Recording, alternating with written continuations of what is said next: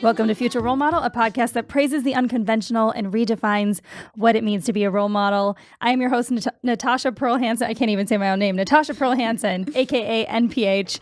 And in the studio today, I have Miss Heather Pasternak. Oh my God, oh my God, oh my God. Oh my God. I've been wanting to have you on for so much time. I'm excited, but I'm also scared because you just told me you don't edit anything. Yeah, and I don't, sometimes I worry about that kind of stuff, but... Fuck it. Here's the thing. This whole podcast is about being imperfect. That's fair. So if I do something imperfect on it, it's on theme. It kind of just works. That's nice. So it's my excuse for everything. I like that. I had an interesting night last night because, comments, I don't really get any commentary that's negative on my podcast. I have a couple people that send me really cool. Aren't you afraid to say that? Recaps. No, I challenge you. No. But Laugh Factory posted something of mine yesterday. That's cool. And it's always fun when somebody big like that posts something, but you always know there's going to just be of horrifying comments because people are amazing. Well, we were drinking last night at my friend's house and we pulled up YouTube and we're reading them. Most of them weren't that bad. They were just the normal kind of troll stuff. Well, so it was a podcast they reposted? No, it was a clip, stand-up clip. Oh, okay. Because I was going to say, when there's a picture of you as a lady, there's just the comments are endless and most of them are horrible. Yeah. It's always geared, because this happens to every girl specifically that gets something posted on Laugh Factory. It's like, women aren't funny, classic women aren't funny. And I'm just like, ugh.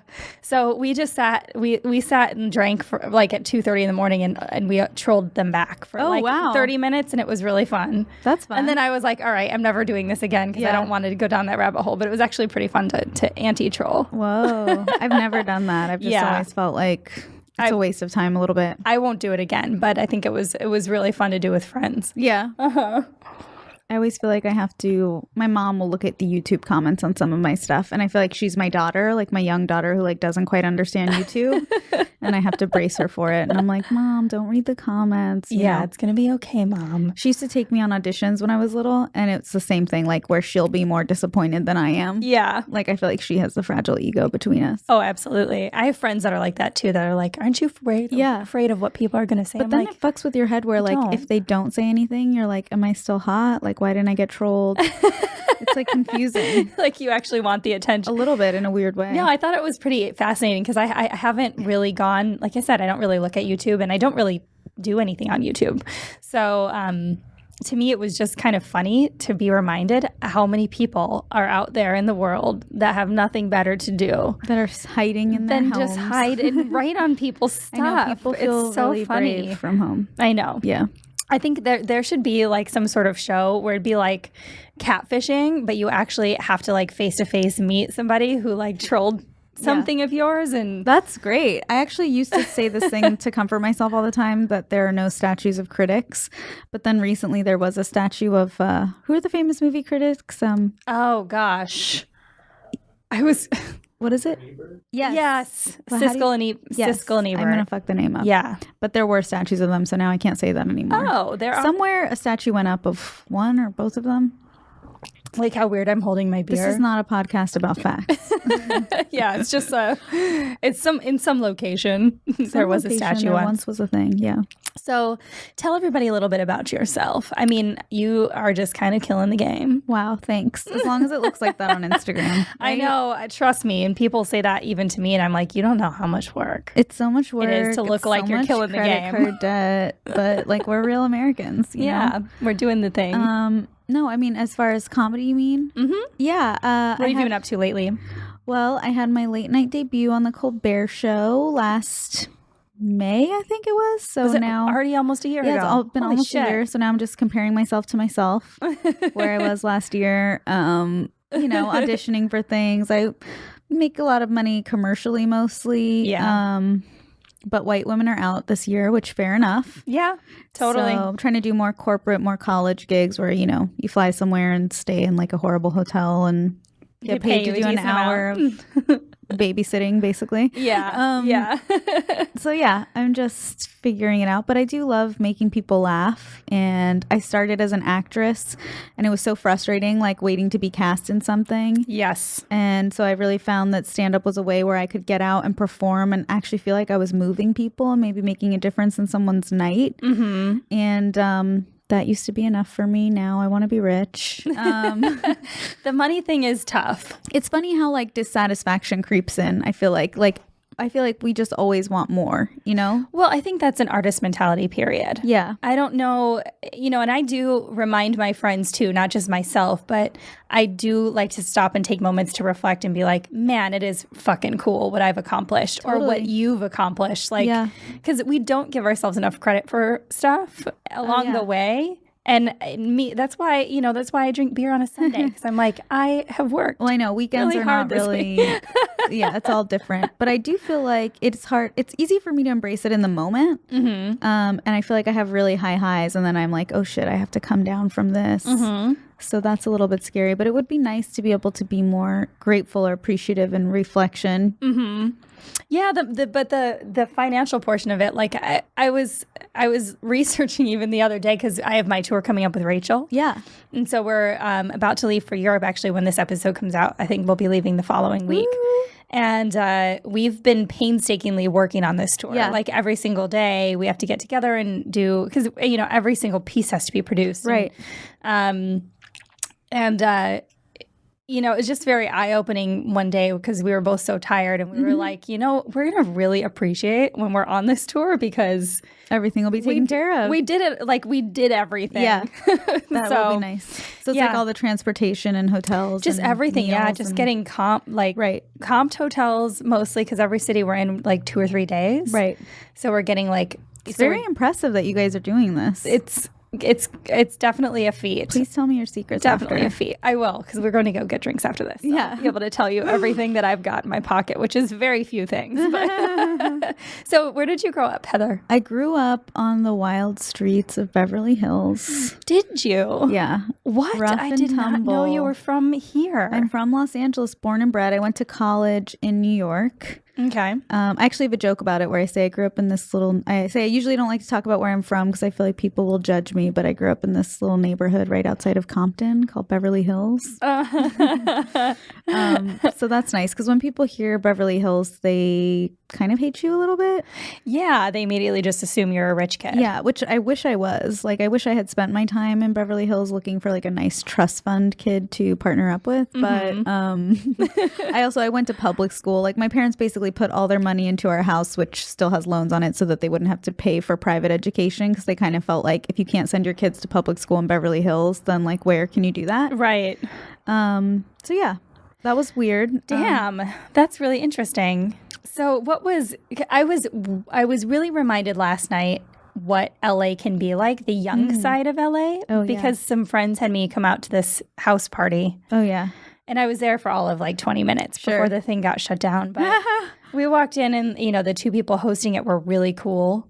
Oh. But everybody else that was there was that LA riffraff. Yeah. And it just kind of reminded me when I first moved out here and I was younger and I'd show up at places and I'd be like, oh, I hate LA. It is nice to be a little older and just like know what you care about and know what you like. Or just know, when I'm in a house full of people that I haven't met, like I don't have my phone out. I want to be talking to people. I want to actually meet them and interact with them. But like, I walked into this place and everybody's just on their phone. But see, I think it's one of those things where we assume that think they're better than us, but they're just socially awkward. Yeah. I always try to give people the benefit of the doubt. I'm like, I remember being uncomfortable in 22 and on my phone because I couldn't sit still. Right. And I wasn't like comfortable in definitely my skin. An age thing for sure. But there were certain things like growing up here, like I definitely was up in the club at like 15 with a fake ID, like doing coke, and on one hand it like made me jaded, but on another hand it got that out of the way before college. Like college wasn't like the first time I went wild, you know? And I think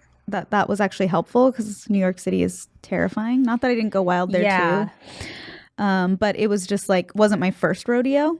Right. Well, and what you had been exposed to here had to have been pretty crazy at that young of an age. Yeah, it was wild. But it's hard to process all that when you're that age. Yeah, because you don't really know. Yeah. Give me an example of what an average weekend would have been like for you at 15 here. Well, every weekend was like a makeover movie. Like I would go to high school with my glasses and my PJ pants because I thought I was too cool for like high school boys. And then the weekend would come and I would like straighten my hair, put in my contact lens, put some heels on and like try to go score like an older dude. And I remember like there were times where I would just go home with the tallest guy at the bar. Like, you know, just the things that you thought were important, or like meeting 100%. The like B-list celebrity and like getting HPV, you know. All that fun That's young one of my stuff. favorite pastimes. Yeah. Yeah, just trying to feel significant. It's also funny just to think back to a time when I didn't even do stand-up. Like, that feels so far. I know. Isn't that weird to think about? It is weird. In it, like, you know, while you were doing that at 15, I was like drinking in barns at 15. They're equally dangerous. Right. Like being drunk outdoors can be scary as well. But that does seem scary. I'm actually much more afraid in a barn. I'm more afraid of wild animals than like douchey LA dudes who like can't get it up because they drank too much. It was more like guns and toys. Ooh, that's scary. Like, you know, sometimes you'd be in a barn and there was just tractors. Right. Like I've talked about you this. Have all your limbs. Exactly. There was one night that I was shot 3 times. Oh my God. But it was by a pellet gun. Jesus. But like these guys kept shooting it off and it kept ricocheting. And then hitting you? And then hitting me. And after the 3rd time I was like, because I had kept stealing sweaters. Will one of you be my boyfriend? And I had like a divot in my arm for a while and I was like, you know, there's many times that I shouldn't have survived this Wisconsin mayhem. Totally. But we didn't get exposed to any sort of drugs or anything hard like that or famous people. Yeah. But I guess at that age, you probably just don't even realize what you're seeing. No, I think you do, but it's nice to be disillusioned quickly. Like, I think I realized pretty quickly that, like, famous people really want to not be treated like famous people. Yeah. Like, famous people love when you treat them like shit a little bit because they're like, oh my God, do they think I'm not like, famous? Yes. Or do they not like me? They, on one hand, either want to prove themselves or they appreciate that you're like, not impressed by their fame, which I think is really hard for celebrities. I actually have a friend who's a celebrity and it's really hard for him to date because on first dates you want to pull out all the stops, but like if he takes these girls to all these fancy parties and stuff, then he can't tell if they really like him for him or just for his celebrity. Exactly. So it must I be feel tough. like in that position you'd have to, well, dating somebody new would be tough. Dating somebody new, period, is tough. It's true. So yeah, but when you're a public figure, it's worse. I imagine. I'm sure you'd have to kind of do like something. You'd have to like go to Palm Springs for a weekend, right? And just like I think it's hard as the other person too, like because you don't even know yourself if you're what their enamored. Intentions are. No, like if you're the other person dating a celebrity, like you want to think you have the best intentions, but you don't know how you would feel if they weren't a celebrity because you've never gotten the chance to like not be enamored by that. Oh, exactly. Yeah, it's such a weird thing to think about. Yeah, it was a lot of One that. day we'll be in that, you know, we'll have those problems. Yeah, totally.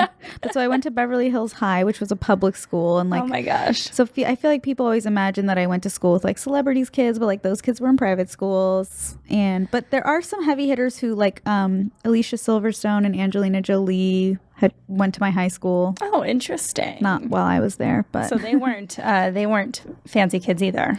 Well, Angelina should have been because her dad was famous, right? But I guess they were just like sending her to public school. I mean, I think you learn a lot of social skills in public school, but it's dangerous because you can skate by. Like looking back, I wish my parents had put a little more emphasis on education. I don't think I really realized that education was cool until later in life. Right. I think that's kind of the case with a lot of us. But I think some parents were better at like watching it and encouraging it. The nice thing about Beverly Hills High is I was able to take specialized classes like Shakespeare English. And I think like those kind of things helped me get the theater major in college.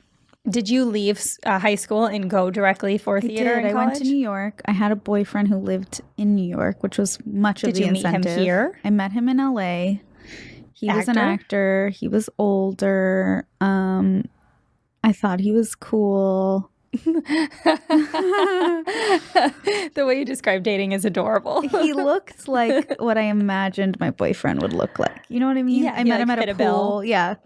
He had like a bod. Mm-hmm. And he looked a little bit like a Ken doll, I thought. How long did you date this guy? We were on and off for a couple of years. And then I wasn't a great girlfriend because when I was 18, I got to college and I met all the new dudes. Yeah. And I realized I didn't want to be someone's girlfriend and I called him to break up with him. And he said no. And I was 18, so I didn't know that I could still break up with him if he said no. So like in my mind, I was like, this is when I cheat on him. And then I tried Makes that sense. for a couple of years. Oh, not like cheating for a couple of years, but like that was, I don't think I lasted long. Few months for sure. Yeah. It was terrible. Yeah, I mean, at that age, God, I used to hear that story all the time of somebody like denying a breakup. Yeah. Which I never went through, but I did go through the trying to race to break up first kind of thing. Which, have you seen the show Pen 15? Yes, I love that show. I went to college with those girls. Did you? Yes. Oh my Anna and Maya, gosh. they're so talented. Yeah. I'm so jealous. Happy for them. Correction. It's a really great show.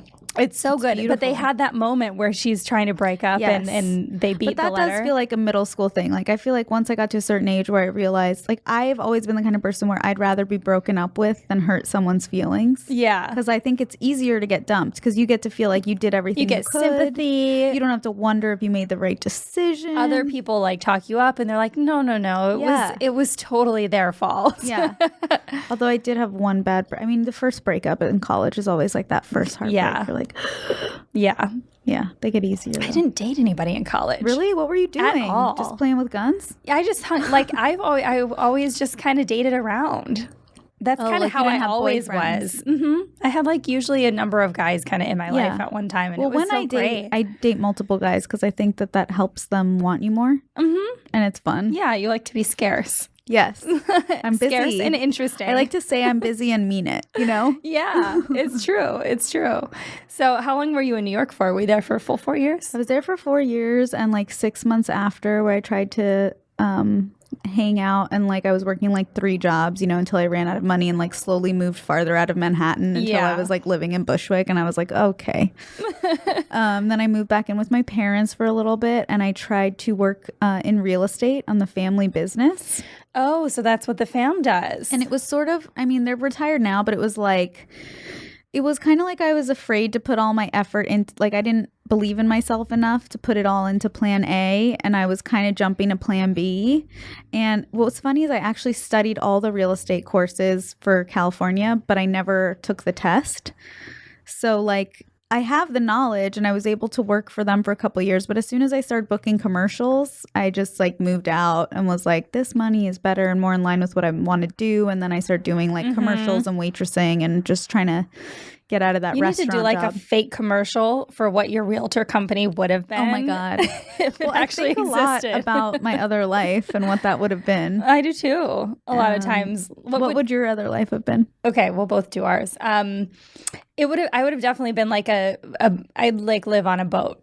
Oh, really? In Like the marina? Like a divorcee? Not in the marina, like in an island. Like I would have a dope ass boat and be able to island hop. Wow, I could really see that about you, and it's making me feel like I wish I brought a joint. Well, and that's why I do a lot of the tours that I do, because I'm like I need to go to those places. That's amazing. And so then I get to like live out that other side of myself. Yes. So what's yours? I think I would be a real estate agent. You would. And I'd have a lot of like cute suits, and I'd probably fuck a few of my clients, which you're not supposed to do. In the open houses? Yeah. Yes, I've it would always be had like those porn things, but better, I hope. I had a friend in Chicago when I was starting comedy who was a real estate agent, and she was 10 years older than me. And this was before web series were even a thing, but I had one person that was shooting a web series, and it was like doing well. And I was like, I really want to do a web series where we go to your open houses and like shoot in them. That's fun. She was like, no. And I was like, well, there goes my, so then I just never made it. I love open houses. I love houses. I love snacks. I still sometimes just look on Zillow for fun. I went to open house last weekend in Long Beach. Isn't it fun? Yeah. Yeah, so I think that's probably what I'd be doing, but I don't know, or maybe I'd be a kept woman, I could see that I've too. always been very baby hungry, so that seems like an obvious choice. Really? You want to have kids? I've wanted to have kids since I was 25. It's just like hit me really hard. Actually, even when I was kids, I would always play games where I was like a mother of a bunch of kids. Really? But I'm like the worst kind of person. I'm the kind of person where as soon as I have my first kid, I'll be like, this isn't what I thought, I think that I would be the same. And that's why I had this conversation with my fiance the other day, because we've been going back and forth about, like, we just pushed our wedding for a third time and all this stuff. And so, and we had a serious conversation about having kids. And because I don't know if I really want kids. Really? I've never had that feeling that I really like, needed kids. If you don't know, then isn't there the danger that like one day you'll wake up and be like, I wish that is something I had done? There is. There is that danger. I don't think there will be the danger where like once you have a kid and you're already in love with it, I don't think you're going to wake up one day and be like, I wish I hadn't had kids.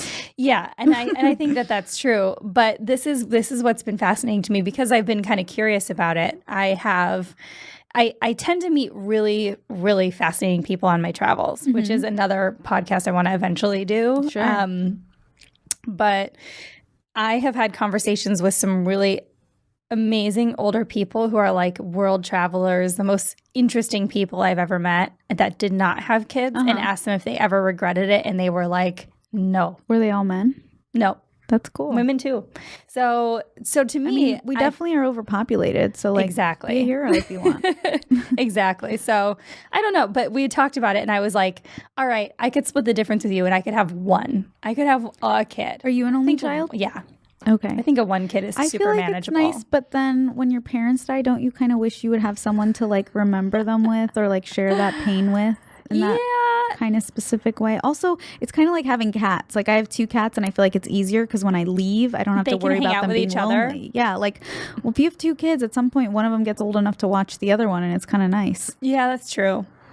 You know, it's just something I'm going to have to just feel out. Yeah, I suppose. I guess we should have had your fiance on here. Is it you and one other sibling? I have 2 older sisters. Okay. One of them's my half sister. Oh yeah, I know that. I met your one sister. They were in a cult. Oh, yeah, you met my oldest sister. They were in a cult and no one invited me. And that was also a very weird part of my upbringing. What cult? Can you say? There's a documentary on Netflix about it called Holy Hell. Oh my gosh, I love documentaries. Yeah, it's interesting. They found out the cult leader was forcing men to have gay sex so my sisters weren't really affected by that. And they still have really conflicting stories about what happened, and I can't really figure out what's what. How did they get out of it? My sister, my youngest, or the middle sister, who we have the same parents, left the cult to pursue her music career. And I don't know when the whole thing it seems from the documentary like it kind of fell apart and he kind of had to like go on the move. But my oldest sister says her only regret is that they didn't focus on like making money. Like she was cleaning houses at the time, and now she's a massage therapist, but like her body's giving out on her and it's like painful, you know? Yeah. So she's like, kind of wish I thought this through. Dude, the cult stuff is really fascinating to me. Yeah? Yeah. I don't know why. I enjoy watching movies about, I haven't really seen any documentaries, but I've seen like a lot of movies based on true stories. I mean, I like group activities. Right? I like raves. I do feel like group meditations are powerful. Yeah. But I do think that I'm probably not cut out for cult life. Yeah. Like even kibbutz life, I think would be tough for me. I'm surprised there hasn't been a series about, I mean, besides, I guess. There's been so many cult series. Who? Rajneesh. I mean, they're all documentaries, I guess. Oh, yeah. No, I'm thinking like a series about like I think I saw a comedy a preview about for one.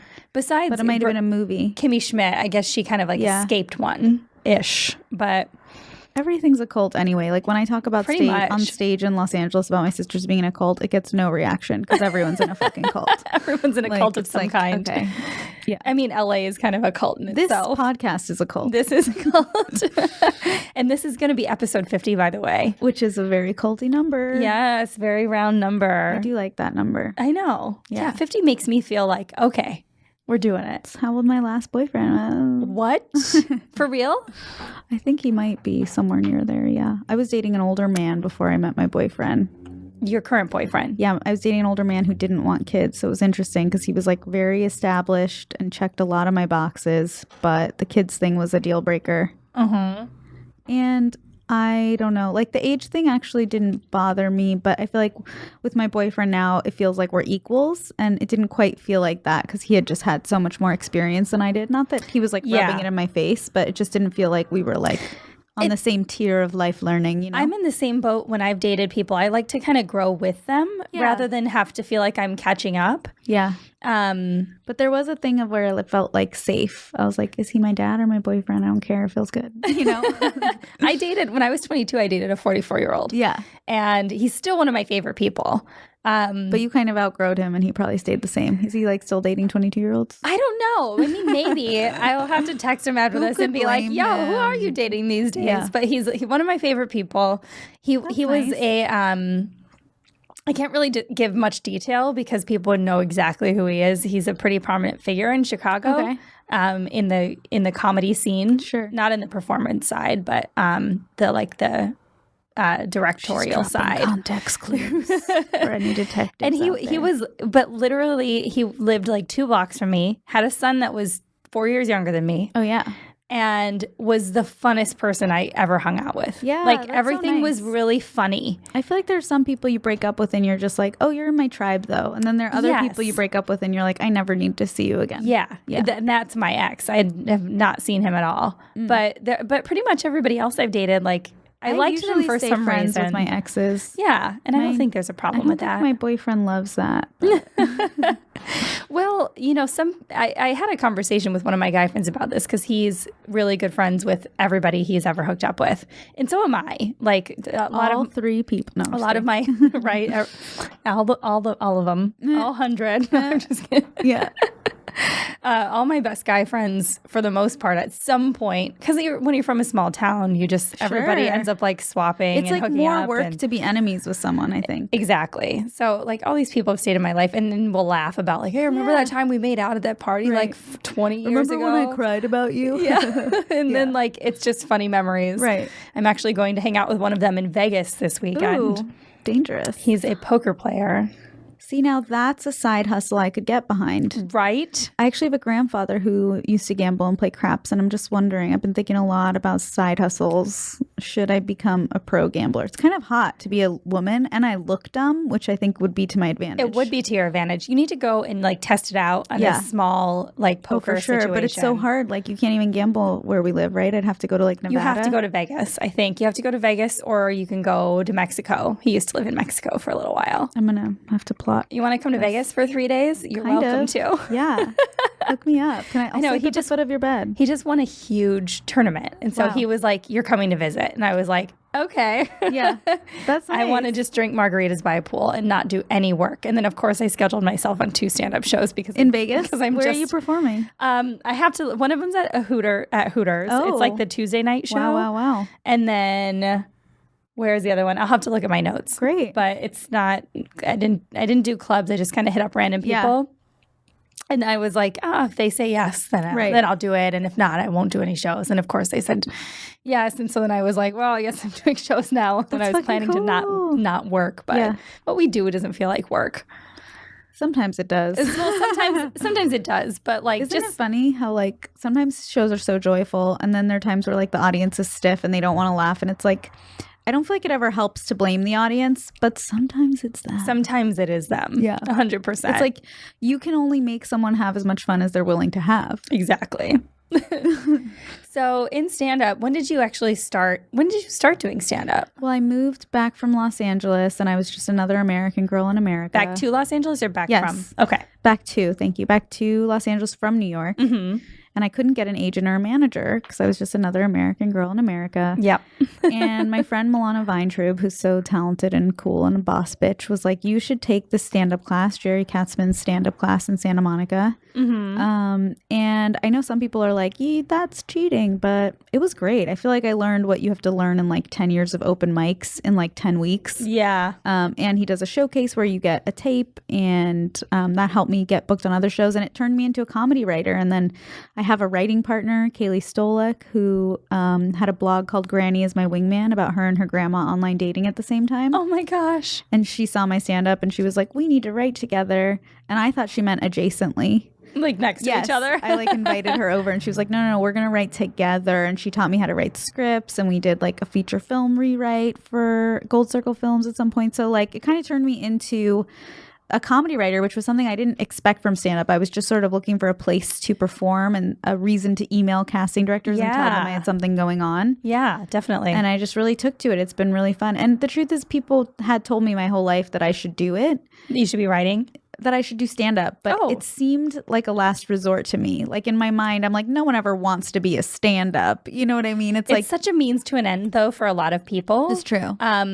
Because some of the best writers I know are really amazing stand-up comics. Yeah. And just because you actually get to feel immediate feedback from an idea. They're so related. Yeah. I mean, and there's some writing, I'm obviously not as strong in dramatic writing, but like one thing I love to do too is I'll do comedy coaching through Jerry Katzman's class. And I love punching up something, like taking something that's funny and being like, how can we make this funnier? Is really fun for me. Or like doing for friends scripts. Oh, I'll send you my pilot. Yes. It's based on my stand-up. It's called Accidentally 30. I'll send you mine. Oh my God. We can pilot swap. Soulmates. Yeah. I didn't learn to write in any sort of way like that. And it's interesting how different things work for different people. But when I was training at Second City in Chicago, I remember writing scripts was so daunting to me because I was like, how do people talk? Yeah. Well, there's a whole structure. It sounds like such a weird thing to have to think about, but like thinking of how people actually speak to each other. Yeah. Like, also developing all these different characters that are supposed to be equally interesting, but knowing where to put the focus. And it's a lot. It's a big endeavor. It's a huge endeavor, and people don't realize how much goes into it. And when I was just trying to do basic script writing, like for sketches, way less of a structure. Okay. I went to it was this person that I dated, and I was like, what do I do to learn how to write how people actually speak? Yeah. And he was like, take your computer, go to coffee shop, there was a Starbucks underneath Second City. Just write down people's conversations. He's like, so eavesdrop and write down everything. Everybody listening is never going to have like a real talk at a coffee shop. Coffee shops are no longer safe for breakups. I had one of the funniest weeks of my life doing this because I just pretended like I was listening to music and eavesdropped on conversations, and I would like notate if there was an awkward pause. I do love people watching and all that stuff. And like the shift in conversations can be so strange, or people's body language is very interesting. Well, it's funny because sometimes we want one thing, but we say another, right? We all do that. Yes, exactly. Yeah. And so after doing that for like a week, I was like, this is amazing. And now I get it because now when I would, listen to myself speak in a conversation, I would notice certain things in ways that I would direct the conversation or, Inception. It was Inception. And so it was really fascinating for me and super fun to eavesdrop. Like, people need to do this way more. If you want to be a writer, I think it really does help because it just gives you such a good blanket of how humanity speaks. A lot of insight. Yeah. And so that was how I learned how to just get dialogue down. And then the other elements are things that I had to like learn from people over time. But it's tough. It is nice to know that I think you just get better at things. Like, I feel like I've been thinking a lot about just accepting failure as part of success. 100%. Which is so hard to do. It's hard to know how much weight and energy is healthy to give that feeling of failure. Because when you feel successful, you want to milk that feeling for fucking ever.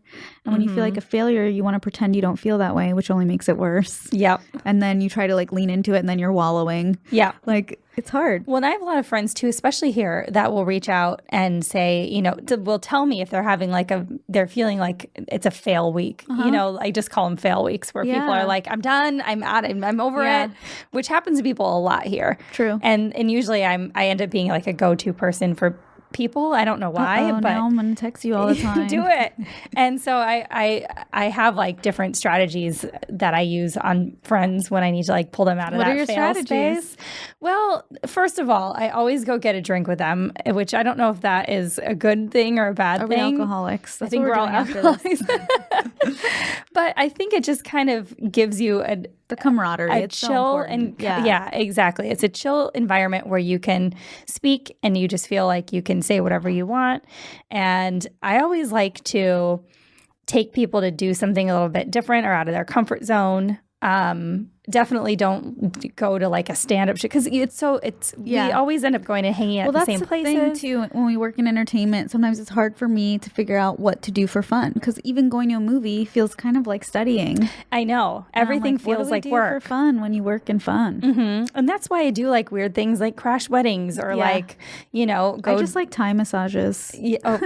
Yes. I need more of those in my life. We'll go to the spa. I was just talking to somebody about this the other day because in Chicago, which is why I can't wait. I'm playing in Chicago this summer. That's where I started comedy. Okay. Where are you from? Wisconsin. Oh, got it. Right. Wisconsin. I want to ask you all the same questions you've asked me, but I'm sure you've answered them 100 times on your podcast. No, I mean, I try to not really re-say anything about myself. How do you remember after 50 fucking episodes? I don't know. I just kind of remember what I've already talked about. Wow. And I don't want to be disinteresting. I want people to like keep discovering something new. Something new. Yeah. So, but yeah, I mean, as I was coming up in Chicago, my favorite thing was the amount of time I got to spend on the water, which sounds kind of counterintuitive if you haven't spent any time in Chicago, but it's such a water-friendly city in the summer. I've been. I know what you're talking about. The lake there is so fun. And my friends had a boat and 2 jet skis, like a couple blocks from where I lived at Diversey Harbor.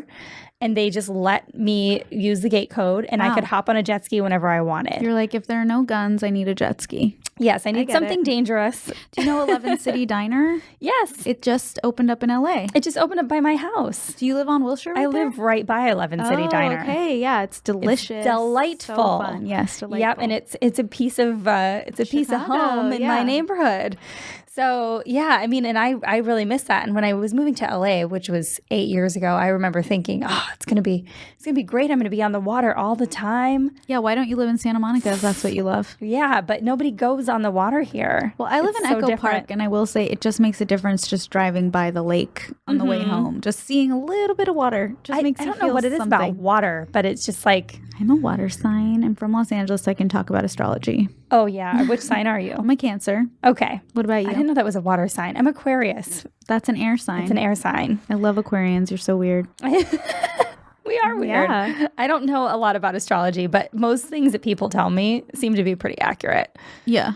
So, but I definitely miss being out on the water. I'm such a water nut, which is why I think I would have been a boat island hopper in another life. Wow. And that's why I fell in love with when my ex he was homeless on an island.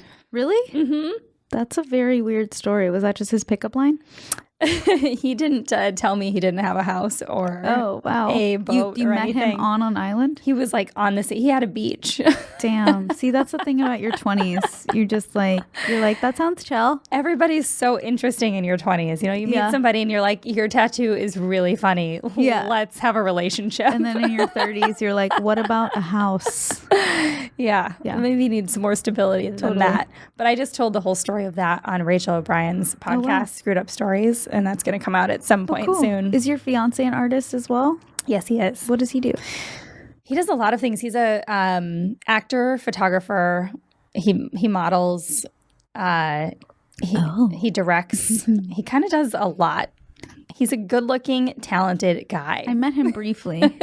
Yeah, you met him on my birthday. Yeah. Oh, that was a fun night. That was really fun. I was at the Belmont for 7 hours. Holy shit. That's a long... You had a lot of nice waves of people, which is the way to do a birthday party. It was perfect. I mean, because people came in, people went out. That's kind of what I like. When it's a birthday and it involves me, like, I don't care about the fact that it's my birthday. It's just a reason to get all your favorite people to come and hang out. And that because of the fact that it's your birthday, people will actually show up. Yeah, it was fun. So, yeah, it was a good time. But we're going to go and get drinks after this and then pretend it's our birthday. Be real. So the bartenders exactly. are nice to us. Do you do that a lot? Not a lot.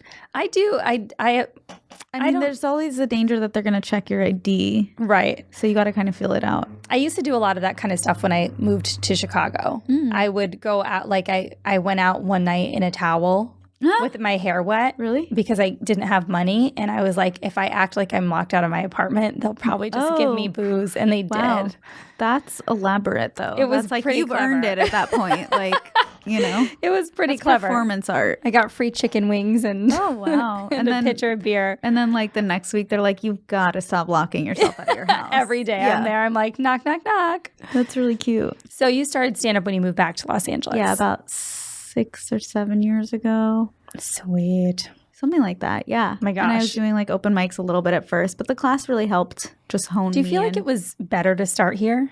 Just because people kind of have to restart? I have nothing to compare it to. Yeah, it's kind of like when people ask me, like, was it weird growing up in Beverly Hills? I'm like, I don't know. Was it weird growing up other places? It's one of those things that just sounds a certain way. Yeah. I mean, when I go back to New York, I like that I could do 15 shows in a week or whatever the fuck, but I'm also exhausted by it. Yeah. And you know, I know that there's some comics who are like, if you're not going to open mics every night, like you're not doing it. But whenever I've tried to like live that life, I end up hating what I'm doing, and that translates on stage. And like if I'm not joyful, the shows aren't good. Yeah. And sometimes I get more out of running jokes with a comedian friend who can make them funnier than I do from doing a show with the same jokes I already know work. Mm-hmm. So I've sort of released myself from the ideas of what it takes to make it in comedy. I think different things work for different people. Yeah. You and I have a very similar mentality when it comes to that, because I think I realized I still went to obviously open mics when I was in Chicago, because I was open mics. Newer, and the ambiance there was a little bit different. Like there was one open mic that was every Wednesday, and it was in somebody's loft apartment.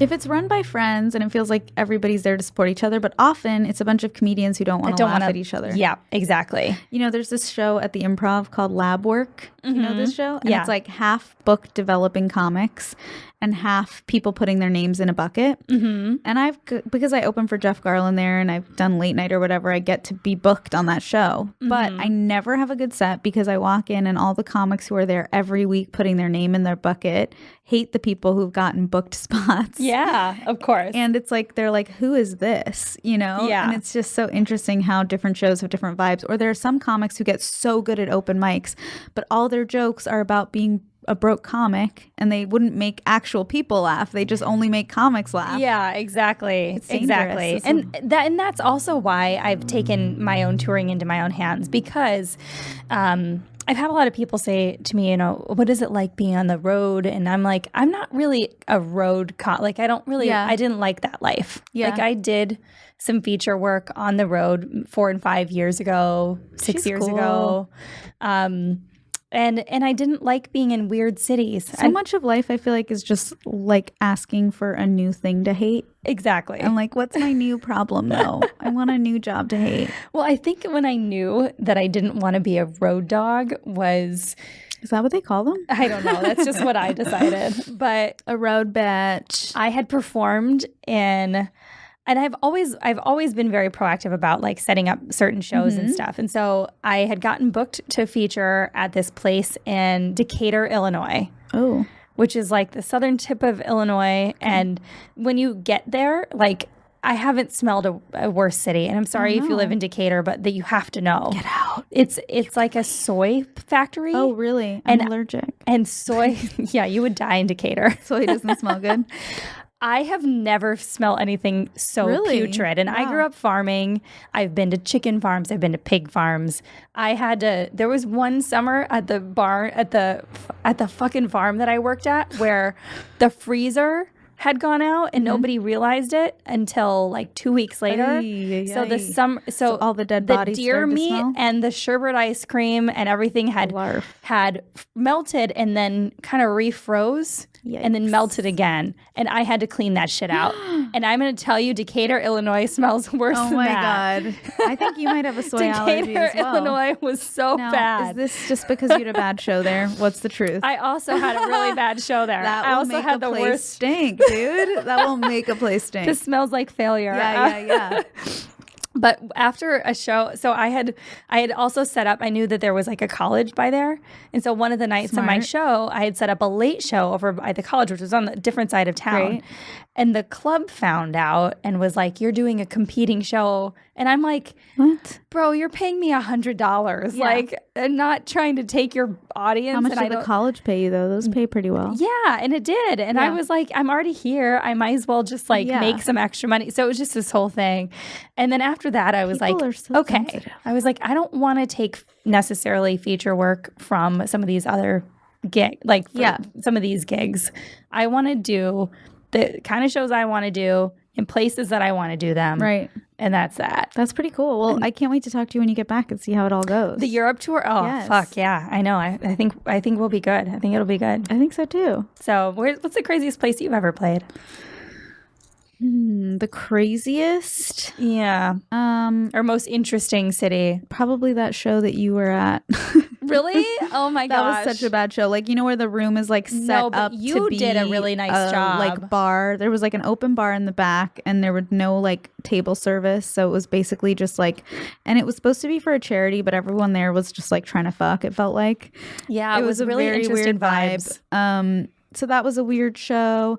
I also did a show in like a very Republican part of California that I can't remember the name of. And it was like very early on in my career and I didn't have enough jokes. So I had to like end on jokes about getting cum in my eyes. And I like walked a bunch of senior citizens out of the room. Oh, that's the best. When I opened for Jeff Garlin in London, I had a show where I was like fresh off the plane and I wasn't like in the rhythm yet. And also sometimes when I open for him, there's this energy of like, where's Jeff? And I got us booked on this little fucking stupid bar show that was supposed to be a Jewish show. And the host was such a hot mess. He like didn't even know who Jeff was. And Jeff Garlin is like the most famous Jewish comedian. I mean, other than like Larry David being there, it was like, are you serious? Yeah. And it was like one of the few shows where I was like silenced through all of my jokes. Like there was just... No, and I just kept Is it just London? Where was it in London? Because I want to just make sure that does not happen. I think it might have been, not to trash your show, I think it might have been called Monkey Business. Okay. I can't remember. Monkey Barrel? Does that sound like a place? Something like that. I think that was one of the places we reached out to. But it was, I think that people were just so excited to see Jeff, and the host really set me up by mentioning that he was in the house right before I went on. And it's like, and then here's 10 minutes of not Jeff. You know, like it was just so fucking bad. But like weirdest place I've performed, I'm trying to think. I've done like colleges and yeah, I don't know. Maybe I've blocked them out. But I feel like I remember like how I felt more than the actual atmosphere. Yeah, because like I have fun even like doing I've done shows in like a parking lot, and it's like a great show. I did a show on a boat. Oh, that's and fun. I loved it. Yeah, and I was like, I could totally. Yeah, take me on a cruise. Cruise shows, like gay cruises. That's a market I want to hit up. Well, next. I'm doing my BVI's tour in May on a catamaran. What's BVI's? The British Virgin Islands. Right. Mm-hmm. Oh, that's fun. So that'll be on a catamaran. With you. Do it. That would be so fun. That would be fun. So, okay, what do you have coming up that you're excited about since we need to wrap out? I have a show. Well, when does this come out? This will come out not this Tuesday, but the following Tuesday. Okay, I have a show, my show at the Virgil called Fat Cat Comedy. We're there once a month. This month, we're going to be there on April 23rd. So come hang out. Yes. And you can follow all my ongoings on my website, heatherpasternak.com. I post all my shows. I have a show April 9th in Irvine. That's a crowd work show, so I'm excited about that. Ooh, fun. It's Friends and Friends or Friends and I Friends would actually come to that because I love watching my friends do crowd work shows. Out. I would totally come hang out. And I'll introduce you to the host, Mike Falzone. I'm sure he'll book you. I know Mike. Yeah. I think I've met Mike. He usually has the show in LA, so I think he's a little nervous about the turnout in Irvine. So come make it a party because you can't have a crowd work show without a crowd. Yeah, I'll totally. I'm a great crowd member as a fellow comedian. I feel that from you. Like I don't watch comedy and be like, oh. I know. I like to laugh at other comics. Yeah, and I like to I like when people are silly. Go to a show that's not yours once in a while and be able to get drunk. And not have to be articulate. And to just like accept the fact that we're just weird. We're playing on stage. True. It doesn't have to be perfect all the time. And I enjoy watching my friends like go through that process, even if it's like suffery. Right. And I'm like, oh God, you know. I know, we all know the pain. And follow me on Instagram because that's what's your IG? It's Hello Pasternak, my last name. I was going to ask you, how did you get Hello Pasternak as your? Did somebody think that was your name? In my mind, I wanted it to be Hello Pasternak, but I think I fucked up and didn't put enough O's in there because it's just Hello Pasternak. Mm-hmm. But sometimes up in the club, if it's very loud and people ask me my name, I'm like Heather, and they're like Heaven, and it's like sort of insulting because it's kind of a stripper name, but like sometimes I just go with it. Yeah, you should. So I maybe should have done Heaven Pasternak. I fucked up. It could, but Hello sounds like something somebody might say in LA too. Like, oh, what your name is Hello? Yeah, I've been introduced as Hannah. Every age name possible. Yeah. Yeah, I get Natalie all the time, or Nicole. Oh, you look like you could be a Natalie. Yeah. But Natasha's a sexier name than Natalie. It is. I think you did a good job. Okay, we got to wrap out. This was so fun. Thanks for having me. Thank you for being on, and I'm excited to hang more and come support you in Irvine. Yes. And I have a number of shows coming up, but I think you'll hear those at the top of this episode because we taped a little bit of a blurb, so I'm not going to repeat myself. You can find everything on Instagram at NPH Comedy or on my website, nphcomedy.com. Buy tickets. Come see me in Europe. Come see me with Rachel O'Brien all over Europe. That's going to be such a party. It's going to be such a party. And you can follow the podcast at Future Role Model or at Role Model Pod on Twitter. And you can follow the network at Comedy Pop-Up